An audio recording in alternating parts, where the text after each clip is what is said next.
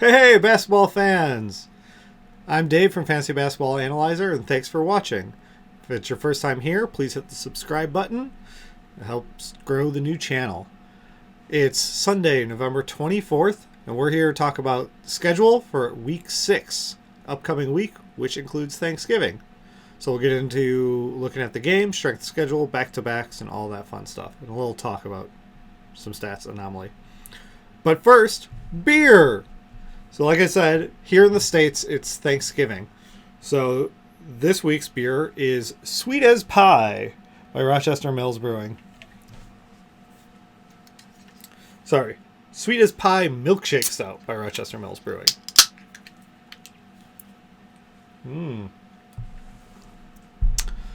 Alrighty, without further ado, let's get into it and talk some hoops.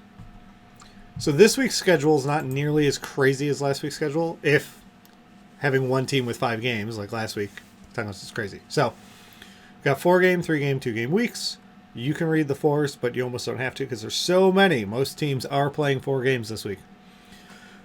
So, Denver, Houston, Phoenix are all playing 2 games.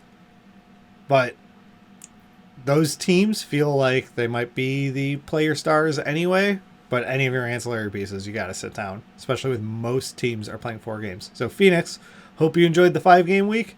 You're probably going to sit down your guys with the 2-game week. So go ahead and take a look. A note, though, Chicago has a 3-game week. If there's anyone you're actually playing from Chicago, maybe Zach LaVine. He just had, 49 points last night. They have a pretty nice strength of schedule week. So you may be up for playing them. Now we've seen how many games. I'll go ahead and put the schedule there on the bottom so you can keep looking at that if you need to. Otherwise, obviously, it's YouTube. Go back, pause, screenshot, whatever you want. But let's go ahead and look at the back-to-backs. So the Clippers, our buddies the Clippers who rest on back-to-backs, they do have a back-to-back this week. It's Dallas and Memphis, which is a bit unfortunate because those are matchups that would be fun to play in, especially Memphis is going to be high on our opponents we want to attack strength of schedule rating. So if we look for it, Memphis doesn't have any back-to-backs. They're another team that was resting even their young guys. We don't really have to worry about them. So here's the lineup. Again, showing it to you so you can take the screenshots, pause, whatever you want to look at for those things. If we wanted, I can also start including links down below. I'm still working on getting the website up between shooting videos website and watching enough basketball to give you guys the best information I can. There's not a lot of time left in the day for, day jobs and kids and whatever. All right, so let's go ahead and look at the updated pace of play, strength of schedule metrics that I use. So these are Hollinger's numbers. I combine the pace of play and defensive efficiency to give us an overall average, and that's what I consider the opponents that you would want to attack the most. So part of how I came to this is the teams you expect to be there that you want to attack are the teams that are up at the top, which is nice. Washington, New Orleans, Golden State's terrible defense. They end up at the top when you do this, so it's a little bit of confirmation bias, but I think it makes sense. And I'm bringing this up because I want to illustrate the point about when people are just using defensive efficiency, if that's how they're rating their defenses for fantasy purposes, I don't think it's enough of a picture. So I think everyone would pretty much argue that Orlando has a pretty good defense. And for fantasy purposes, they're not giving up a ton. Those aren't the big blow-up games you're seeing. So if you look down at Orlando at the bottom, their pace of play is 99.9. It's the slowest pace of play in the league right now. Their defensive efficiency is 103.1, meaning per 100 possessions, they're giving up 103 points per game. It puts them kind of in the middle of the pack. It puts them as the 12th best defense. So they're in the top third-ish, almost. They're actually not. They're almost in the top third of the league for best defenses, but that would mean they wouldn't necessarily be a stay away if that's all you're looking for. But they're at 103.1 right now going into week 6. Last week when I showed you this, they were down at 98.8, which at 98.8 was lower, meaning a better defensive efficiency than any team has this week. So the defensive efficiency can get skewed, especially early in the season, by how many games they're playing. So I went back and looked, and they played, it counts as last week, it was Washington, but I recorded the video before that, so the numbers are from before that. They played Washington, allowed 121 points, so that was a win. They played Toronto and lost, allowing 113, and the Pacers allowing 111. Well, all of those are above 103, and definitely above 98, so it's dragged that defensive efficiency number up. But their pace of play, last week going into week 5, 99.9. This week going into week 6, 99.9.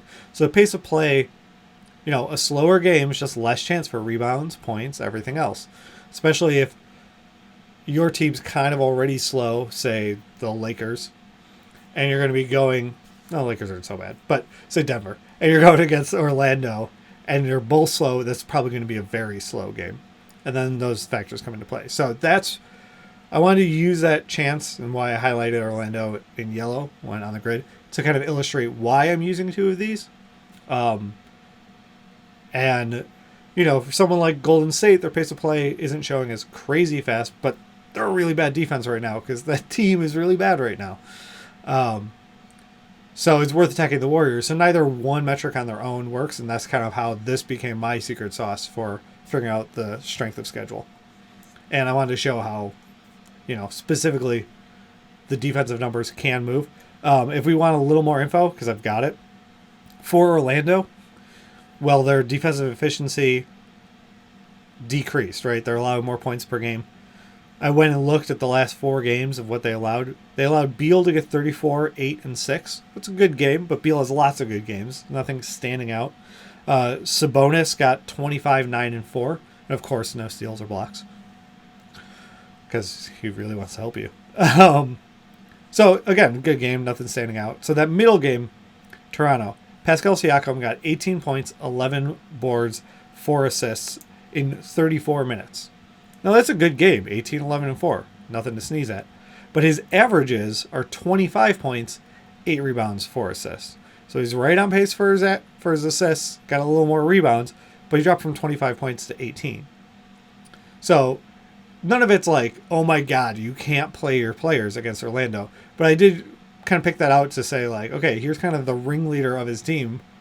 And he still had a good game.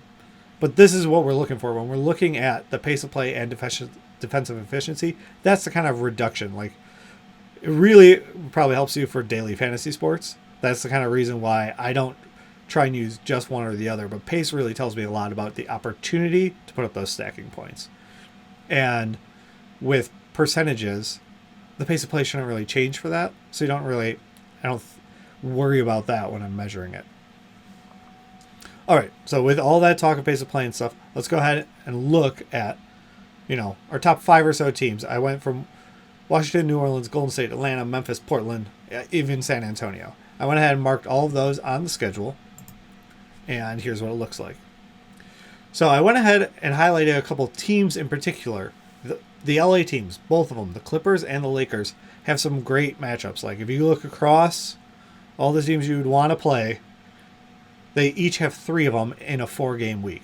So with the Clippers, even if they end up resting one of their stars and you got them, it's probably worth rolling out there. Chicago only has 3 games, but like I mentioned a little bit earlier, they've got a pretty easy strength of schedule. Now, if you don't consider Portland that easy game, they play Portland twice this week. So that's worth noting, because if you don't think Portland's that great, or that great of a matchup, then knock that back a little bit. They only have 3 games, and they're playing Portland twice. I do think Portland is a good matchup, especially the forwards. They just don't have anyone to stop there. Adding Carmelo is not really adding a stopper. So they didn't have anyone to stop forwards before. They really don't now. And another kind of scheduling fluke that's a little interesting. Oklahoma City, with 4 games, all 4 of their games look like good matchups. And they play the Pelicans twice. It's not a back-to-back night, but Friday, Sunday, they play at home, and then they go play in New Orleans. Just kind of a scheduling fluke. So that's kind of look at what we're looking at for this week. Start your player, Denver, Houston, Phoenix. I don't see you benching Harden. Like, he can do so much that you're just going to play him, right? But you do have to kind of choose there. But it's the type of thing you want to weigh in here for the weekly lock leagues. Also of note on the schedule. So I said here in the States, it's Thanksgiving. That's why we're drinking the sweetest pie milkshakes out. There's no games at all on Thursday. So the NBA just gave up and said, NFL, you can have Thanksgiving. We're not having games. And then Tuesday's also a really slim schedule. So if you're trying to stream players, if you're not in a weekly locks league, the Clippers, Washington, Dallas, and Denver all play on Tuesday, and no one else does. So it's 2 games, and the Clippers have a back-to-back. So while weekly leagues kind of want to stay away from the Clippers last times when they have the back-to-back, or at least not count on getting both their stars playing, they play Dallas and Memphis. So if you were streaming guys, you might be able to pick up a Clipper and play them on a back-to-back and use less of a move. All right, that'll do it. Football's still going on, so if you're in football and basketball leagues, go enjoy some football games. Set your lineups and get out there and win your week. Psst. Hey guys, I know I wrapped up the video already for this week, but I had an idea while I was editing. Since Thanksgiving's coming up this week, I'm thankful for you all watching, but it'd be awesome if we could get some more subscribers. So if you're going to family's house and you're going to be somewhere where maybe they don't lock their computer, hop on their computer, go to YouTube, subscribe to Fantasy Basketball Analyzer for me. Just go ahead, hit subscribe, random people. I'm trying to get to that 1,000 number. It'd be great. Thanks. Happy Thanksgiving, everyone.